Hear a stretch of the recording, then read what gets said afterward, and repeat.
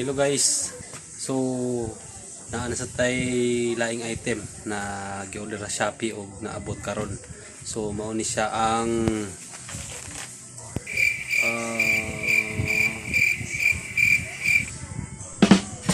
external storage for iPhone, iPad na OTG. So ang iyang Picas port is for cellphone, ang Picas port is USB. So, para masaksak na to easily sa atong mga laptop, mga PC. So ato siyang unbox karon ang tanaw ng quality. Kuan din siya guys, worth 975 including shipping fee.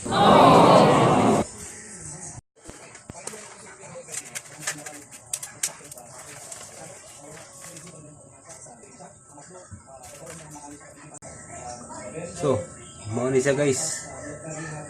So, nindot ang iyang packaging. May pagka-social. So, in the front ang user manual. Kita. So, pablihon.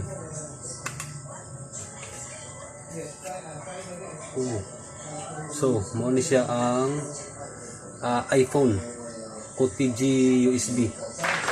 So, sa atong pagkabaon sa ng OTG meaning on the go. So, pwede na ito dito na ito paslat sa atong PC o I don't know sa iPhone atong suwayan kung pwede ba siya directly sa iPhone.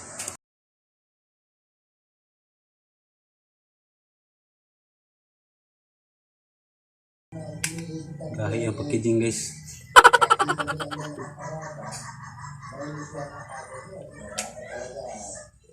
Okay. So in fairness, nice ang hangguan ang packaging. So worth 975. So mao ni siya guys, mao ni ang sa USB na port. So ang iyang sa para sa iPhone, so kani. So this time atong suwayan kung on the go ba siya directly dito sa iPhone.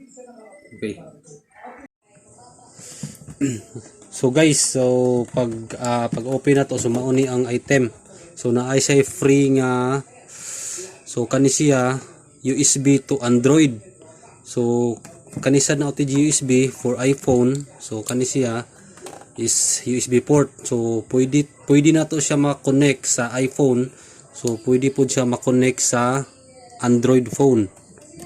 So inani ra siya, just simple kay ang pag-plug in. So inana ra siya. So iPhone, Android, so ma-connect sa atong PC o laptop.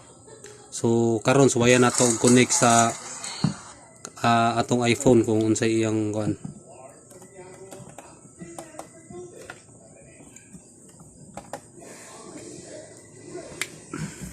So pag plug na to sa iPhone, so naay mo gawas nga notification. So COODISK would like to communicate with the COODISK. So kaning COODISK mao ni siya dapat atong i-download sa atong App Store para mo communicate ang atong OTG USB sa atong iPhone.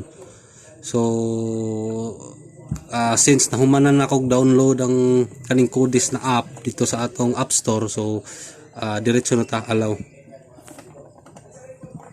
So nagloading siya.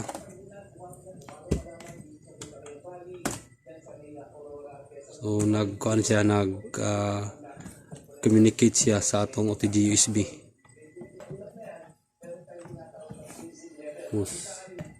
So maano na siya guys after ato na loading. So maano na siya ni gawas.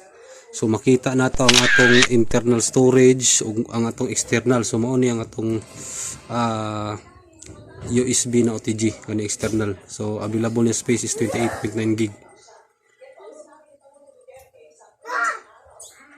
So working ang atong OTG USB.